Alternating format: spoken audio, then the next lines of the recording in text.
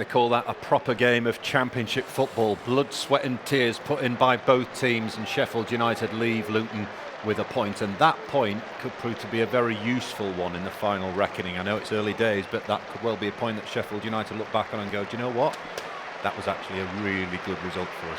I'm glad you said that, Paul, because I was just thinking, when you get to the end of the season and if you finish in them top 6 positions, tonight will be one of them results that you look back and think what a big point it was away at Luton. That's been for me, that's been a proper game of football tonight.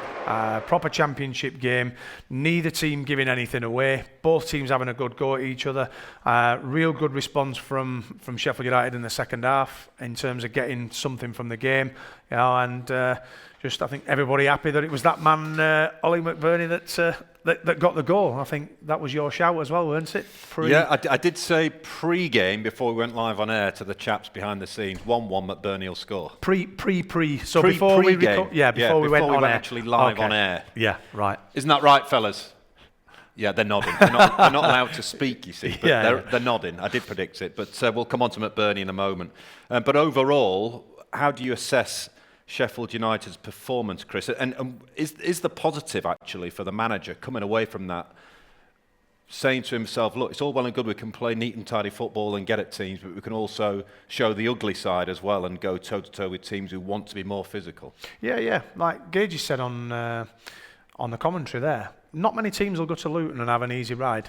And what we've had to do tonight is we've had to go away from Bramall Lane to a tough place. And I know some people watch they watch games, and I always get asked, like when ex-players or current players and coaches and managers speak about, why is it a tough place to go there? But it is, it's tight, it's old-fashioned. The supporters are on top of you. We spoke about the lights. Going to Luton is a tough game.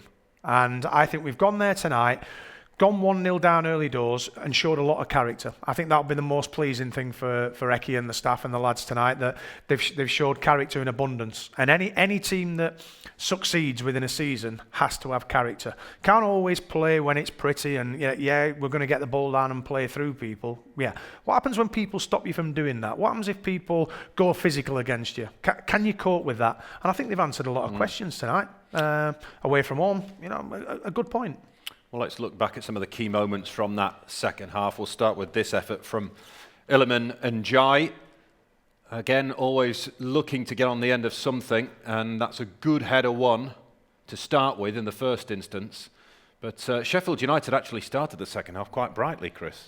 Yeah, I think they'd have had a rocket. We spoke about Eki coming off at half time, rowing with the referees. He's obviously got in there. He'll have been pent up. I think he's always controlled in what he does. So he'll have gone in there and there'll have been a purpose. But I'm sure he'll have got right into the lads at half time and they responded.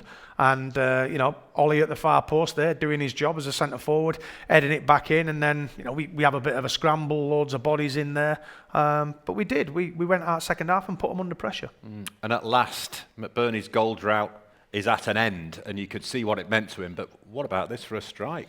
Yeah, another set play. I know it's sort of we've kept it alive, but a brilliant ball in. Lads have kept it alive on the edge of the box there, and that's people forget what a good technician Ollie McBurney is, and that's a great finish. I mean, I think when we first saw it, we thought, is it one of them that's come off the shin pad? But it's not. He's controlled that from the side of his boot right into the far corner, and you can see there. You can see that's relief in many ways. It's relief of I've got that goal, and we mentioned it downstairs, Paul. You can see we talked about how many goals he'd scored in how many games before. But the supporters there are all behind Ollie McBurney because I think they see the work he does for the team. Yeah. And you can see all the supporters wanting. I think they're probably as relieved as what Ollie is. But yeah, really pleased for him. Really pleased for him that he's got that goal. In many ways, it just gets that gets it off his back, doesn't it? Yeah. I think you're dead right. Great finish. I think you're dead right with regards to the fans, and it was similar with David McGoldrick as well. When he went through that really lean spell, the fans were brilliant, weren't they? They recognised what he was bringing to the team, and I think that's what they feel mostly anyway about Ollie McBurney. Yeah. Some of the other moments in that second half. I mean, Luton always carried a threat. They really impressed me, actually, with their balls into the box. The quality was very, very good overall. Amari Bell just skewing this one wide. Yeah, it's like, in many ways, that's a sort of classic Sheffield United attack, what we've seen over the years. You know, one wing back crossing and the other wing back coming in at the far post. But they've got size, they've got physicality, they've got lads that can play, they can get the ball down. So they've got a good mix, Luton. And you know, it seems odd that we're dressing Luton up as much as we are, but you know, they're a good team. They've got some good players, and particularly, you know, I said before, the worry for me, you know, coming into this game when you do your things at home and you're looking is them players that they've got at the top end of the pitch. I think they've got, you know, big threats. So I think we've handled them threats tonight.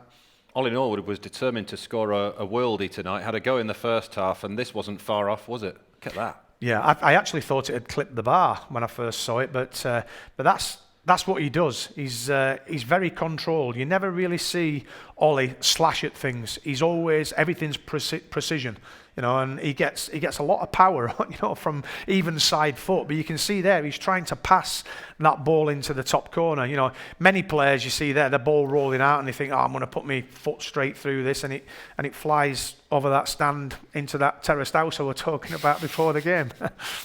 Well, they've got a point, but at what cost? Because we saw an injury for Reece Norrington-Davis, and concerning for the goalkeeper as well, Wes Fodringham, having to come off. Hopefully that is not too serious. And to give credit to Jordan Amisser, he pulled off a fairly big save towards the end there, you know, got straight into the game.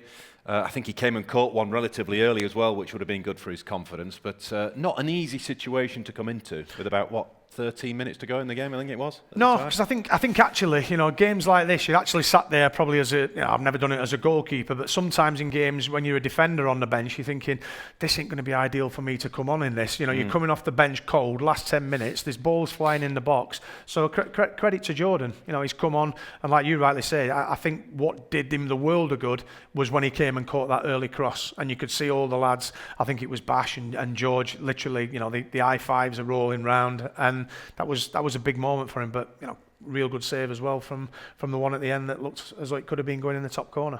Well, the unbeaten run keeps on going, and Sheffield United will be looking to extend that run when Reading come to town on Tuesday night, and we of course will be with you from 7 o'clock. That's about as far as we go this evening. Sheffield United take a point out of a very difficult trip to Luton.